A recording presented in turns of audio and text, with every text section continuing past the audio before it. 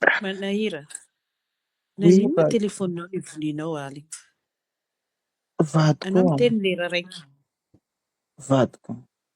Raha fanoteneniko anao anie, telefoninaka ty vadiko lobaty. En plus jiro aminay Morondava ty taoko tapaka vadiko. Fanoteneniko anao raha zay. Zany niantso anao fa 30% baterinaka.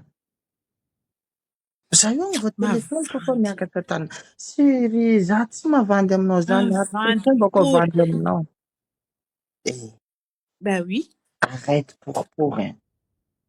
Anao miteny telefoninao dia voninao lera raiky foana jusque maraindray za miantso anao eo. Anao tsy azoko. Fa Tina, malaza pory anao. Mandranto pory io. Ben oui. vadiko, anao moa sérieuse. Je suis sérieuse, oui. Ino moa naovanao za mandranto? Parce que anao fa malaza tia fory.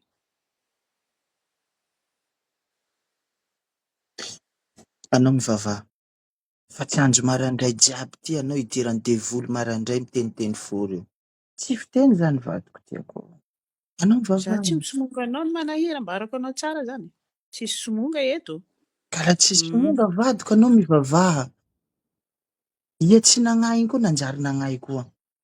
Aza miteny an'izay ny vadiko tiako. Any?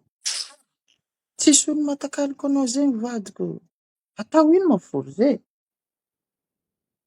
Aza la. Ka mba manao an'izany moa Tina. Io izy manao malemilemy pory.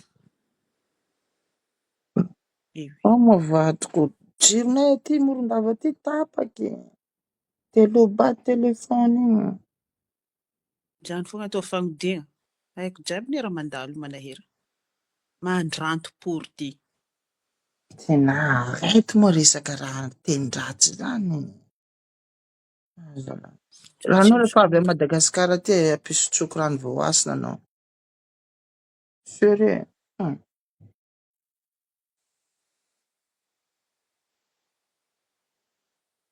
Ka mba manao an'izany moa vadiko tiako.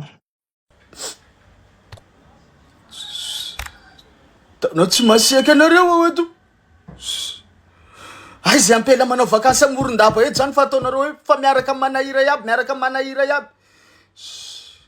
Tsy ampela tsy ho lehilahy hay vava iaby amin'ny madamiko agny. Sy ampela baka andafy manao vakansy Morondava eto zany fa hoe miaraka manahira, iny tsy maintsy peziny manahira. Na hoe manahira bôgôsy manakory zao.